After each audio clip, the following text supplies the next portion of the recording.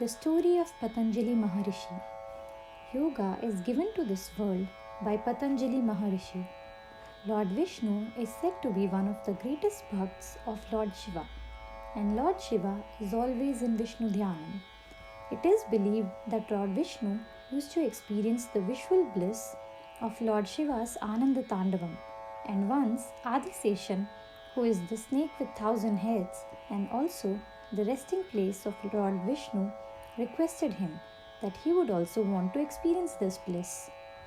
After a lot of tapasya, Lord Vishnu granted him permission to take rebirth and perform seva to Lord Shiva. And that is how sage Patanjali was born. He was born to Rishi Atri, who is one among the Sapta Rishis, and Anasuya Mata. Sage Patanjali is the incarnation of Adiseshan. After the birth, Anasuya Mata was in deep shock as she saw the child in half human and half snake form. Out of fear, she dropped him down. That's how he has been named as Patanjali, which means fallen from the palm. He learnt the Nati Shastram and Yoga Shastram from Lord Nataraja himself and gave the Yoga Shastram to this world. Patanjali once entered into Tillai, also known as Chittambaram, from Patalam.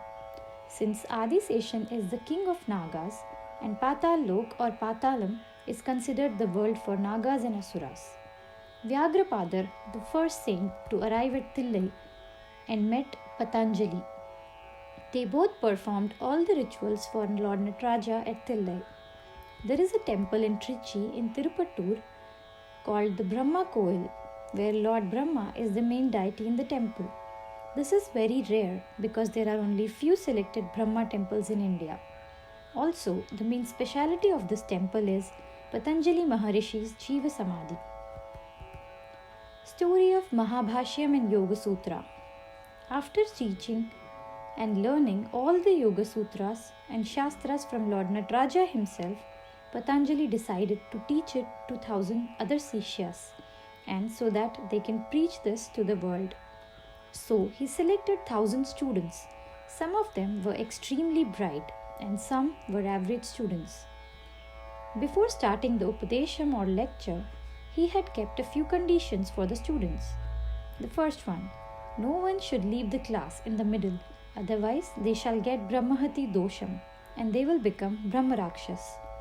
Second, he will teach everything from behind a screen and no one should peep and see until he commands.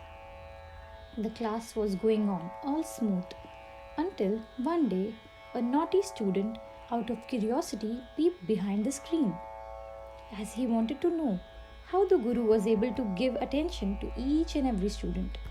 To his surprise, he saw a 1,000-headed snake sitting and explaining the sutras to the student. The Brahma Tejas or the radiation was unbearable. All the students were burnt in that radiation. Sage Patanjali was sitting very sad.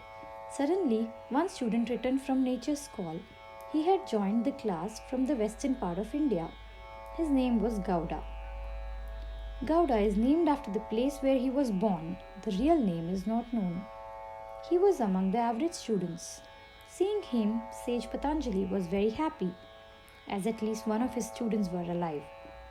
But the condition was someone who leaves in the middle of the class will get Brahmati Dosham. Sage Patanjali transferred all his knowledge through Hasta Dikshay. After receiving all the knowledge from his Guru, he became Brahma Tejasvi and pleaded him to get relieved from the Brahmahati Dosham. Guru Patanjali asked him to go to the middle of India and then question each and every person who crosses him in the quest of knowledge. He went to the middle of India on the banks of river Narmada, where he saw a very old peepal tree.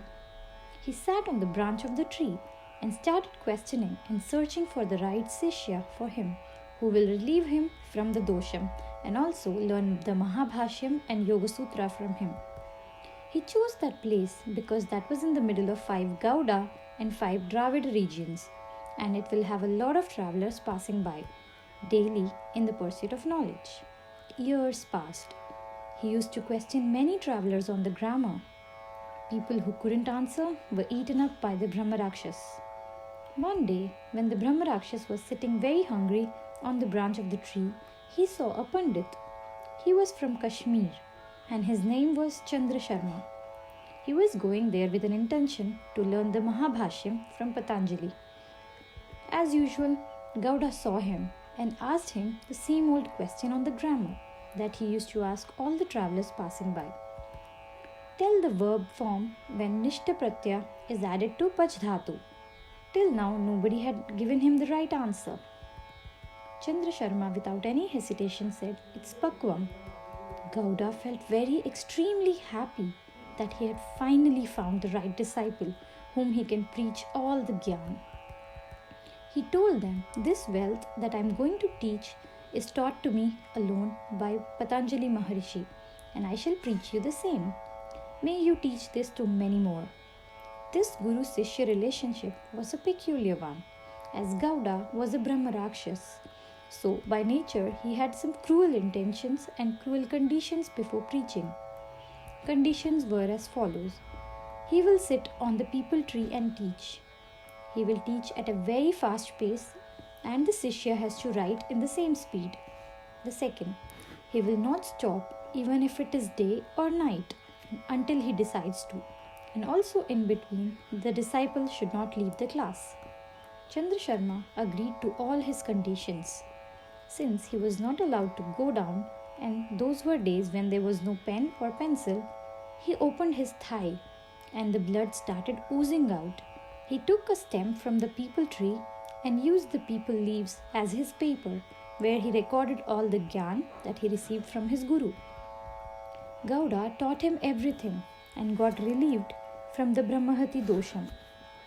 The Mahabhashyam and the Yoga Sutra was completed after 9 days, which includes day and night Upadesham.